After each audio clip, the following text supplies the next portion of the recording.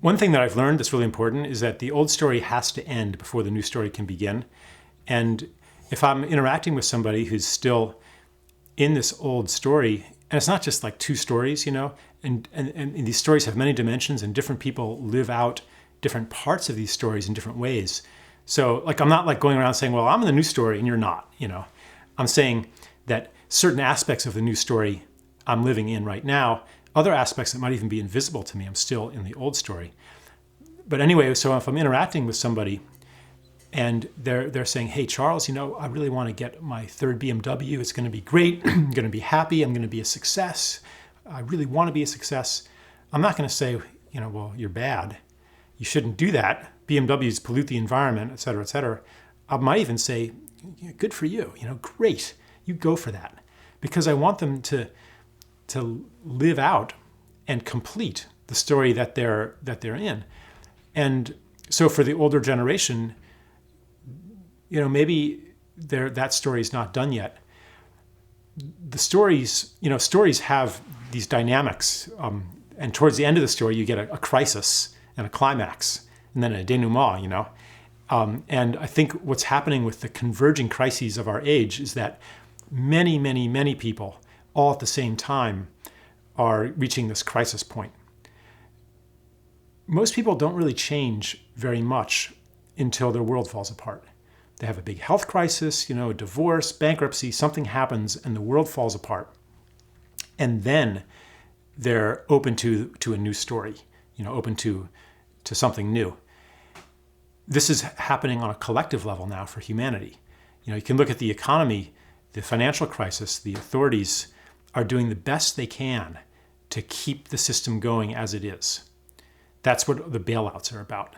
They want to, one level of it is they want to keep those who own owning and keep those who owe owing. And they'll maintain it as long as they can. But when that system really begins to fall apart, then there's room for all of these new things, all these proposals that you're probably, talking to people about that have been marginal for a long time. All of a sudden, when the old story just stops working and it's done, then people become much more open to new proposals. So just, about your parents and stuff, you can't persuade people. Persuasion, convincing doesn't work. What I sometimes do, just in a personal way, is it's enough to live the new story. Part of the new story is living in the gift and seeing everything that you do as a gift and then trusting the reciprocation of the universe to gift you in return. And that, even if you don't talk about it, those acts that come from that generosity and that faith are very powerful, because to someone really immersed in the separate self, they just don't make sense. Like, why would you do that? Why would you, that thing with the smile, your tagged cards, where you pay, like, for example, you pay the toll of the person behind you. Like, why would you do that? Why? It just doesn't compute. And so it unconsciously, it makes that old story less viable. Because here's like a data point that just doesn't fit in. You could leave like a $20 tip in your hotel room, something like that. Or just, there's a million things that you can do. And as long as it just doesn't fit into the old story, it makes that old story just a little bit weaker. There's a lot of really great ideas out there that I think will be part of the money system of the future.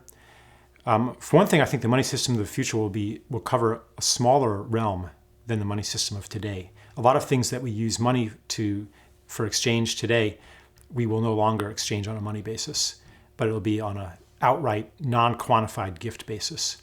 But we'll still have money for various reasons I could go into, but I want to stay on the Okay, I'll check back. So the money, there's so many great ideas out there. For example, Ellen Brown's and Stephen Zarlenga's and many other thinkers' idea that money should be a public good, a public utility, created outright by the government or by banks that are owned by the public, instead of a private money creation system like the Federal Reserve. This is one step.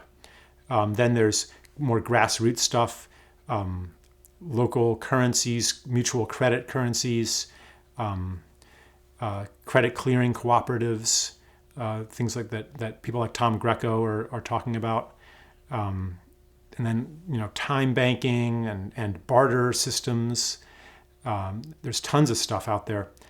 The idea that I've been very attracted to, which actually fits into all of these other ideas, is the idea of decaying currency, negative interest, that has a demurrage or a built-in charge on holding the currency.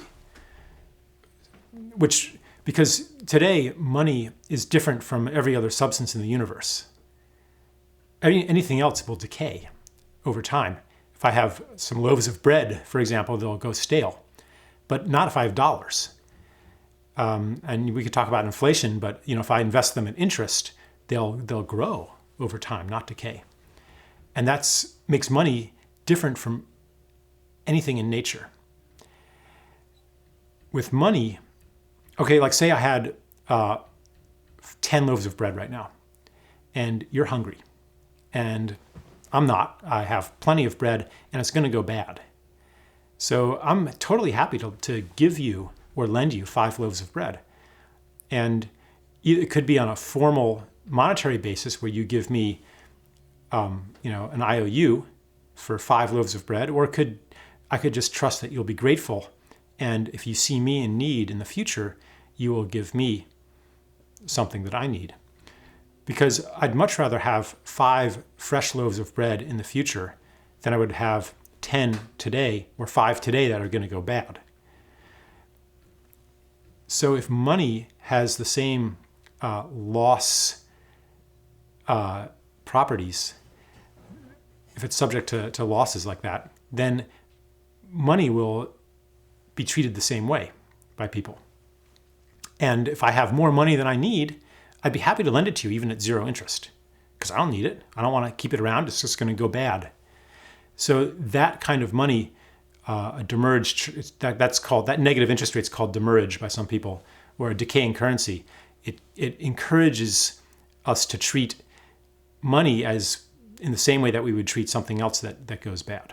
And also, it reverses the discounting of future cash flows. If I have, say I own a forest, and I could either clear cut it for $100 million, or I could log it sustainably in perpetuity for $1 million a year of income. Well, I'm going to clear cut it, invest $100 million in interest, make $5 million a year. Say we have a planet, and we can either liquidate planet Earth right now for $60 trillion for maybe 10 years, so $600 trillion. Or we could live on Earth in perpetuity for maybe, $5 trillion a year. Economically, the rational choice would be to liquidate it. I mean, it's absurd. You think we would never do that, but as a matter of fact, we are doing that. It's not a conscious decision, but that's the sum total of the logic of interest. And then there's also a spiritual dimension to this. Because we associate money so closely with self, we call it mine. If we get robbed, we feel, or ripped off, we feel that we've been violated, that something's lost. It's a really tight association with self. And so we're associating self with something that is not only not impermanent, but which actually grows with time. And it kind of fosters the illusion that the self can be made permanent. And that's why people associate it with security so much. I want financial security. So a decaying currency is part of a more accurate understanding of the self, that we too will return one day to our source.